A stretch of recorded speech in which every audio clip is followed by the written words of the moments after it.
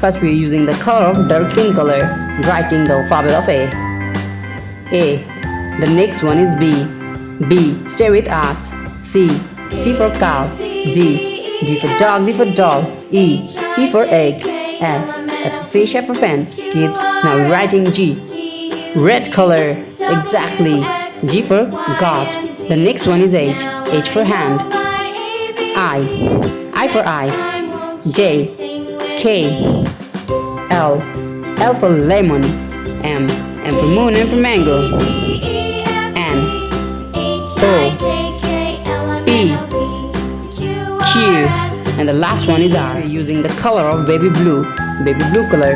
And now we're writing the alphabet of A. The next one is B. Stay with us. B. C. D. E. E for egg. F. F. F for fish. G for God. Kids, the next one is H.